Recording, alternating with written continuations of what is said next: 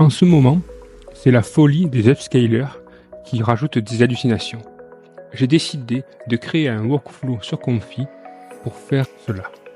Voici le premier résultat avec un portrait de femme. Comme on peut le voir, il y a de nombreux détails qui sont rajoutés dans les cheveux, dans les yeux. La qualité de la peau est grandement différente. Voici un autre exemple avec un paysage. Vous allez voir, la différence est énorme au niveau des nuages, au niveau de l'eau et au niveau de la cabane également.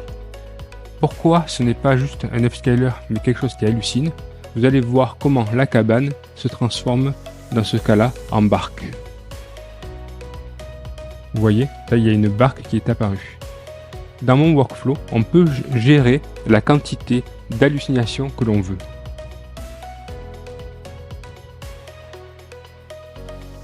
Voici un autre résultat. Je suis passé de ce grand-père, qui est un personnage d'une histoire qu'on est en train de faire pour notre prochain film, à la version upscalée, plus réaliste ici. On peut voir la qualité des yeux, les poils, de la barbe, le petit texture qui est au-dessus des vêtements. Pour ça, voici le workflow que j'ai utilisé. Donc, on a l'image qu'on charge ici. Ensuite, on a des prompts qui sont mis par défaut, qui permettent d'augmenter le niveau de détail. Ici, on peut remettre ce que est l'image, afin qu'il y ait de gérer les hallucinations.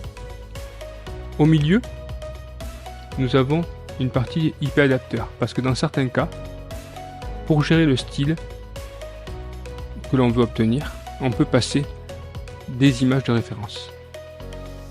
Ensuite, l'upscale se fait en deux parties. D'une part, on upscale avec un modèle standard. On obtient une première version. Ici, j'upscale avec un ratio de 0,45 à peu près. On charge un LoRa qui rajoute des détails. Et ensuite, on passe tout simplement à l'Ultimate SD Upscale, où on a le denoise qui va aussi gérer la partie d'hallucination, et la taille des tiles qui permet de gérer l'upscale via Ultimate SD Upscale. Tout simplement.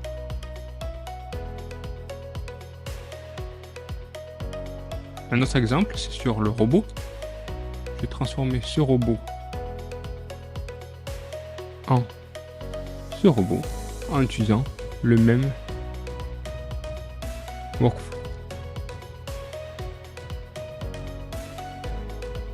La qualité au niveau de la main est juste hallucinante.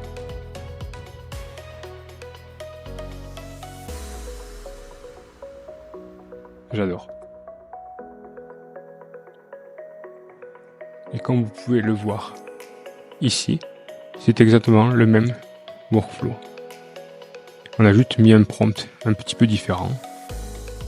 Donc tout ça, c'était sur une version de test de mon workflow. J'ai maintenant créé un workflow un peu plus poussé, qui est ici. Dans ce workflow, donc, toujours, nous pouvons charger l'image. Nous avons les prompts par défaut pour ajouter des détails, etc. Ici, nous remettons le prompt que nous avons besoin pour décrire l'image. Donc ici, c'était bien un portrait d'une femme blonde dans la rue, d'un style photoréaliste. Au milieu, si nous voulons gérer le style, nous pouvons activer l'IP adapteur. J'ai rajouté un contrôle net, parce que dans certains cas, on perd on perd de la structure quand l'hallucination est trop élevée. Donc on peut l'activer ou on peut le désactiver comme ça. Donc l'upscale se fait en deux parties, toujours. On charge un modèle upscale, on a une première version qui est comme ça, un peu trop lisse, qui manque de détails à mon goût. Ensuite, on l'upscale une deuxième fois d'un ratio de 1,50 avec un degré d'hallucination d'environ 20%. La taille des tiles, c'est 2 fois celle originale. Je peux avoir 2 fois parce que j'ai suffisamment de de VRAM. Si vous n'avez pas assez, vous pouvez baisser. Entre 1 et 2, c'est bien, en général. Et on obtient cette version-là, où on voit que la qualité des yeux est grandement différente. Là, je trouve la peau un peu trop lisse, donc je pense qu'il aurait fallu que je mette un peu plus d'hallucination, peut-être passer à 0,3 ou à 0,4. Je vous laisserai essayer sur vos propres illustrations. Vous avez le résumé de toutes les explications qui est dessous. Comme ça, vous n'avez pas besoin de regarder le tutoriel en boucle.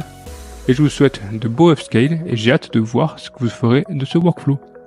Comme d'habitude, vous trouverez les workflows sur notre GitHub Sharing is Caring et vous trouverez ainsi les autres workflows que nous avons fait précédemment.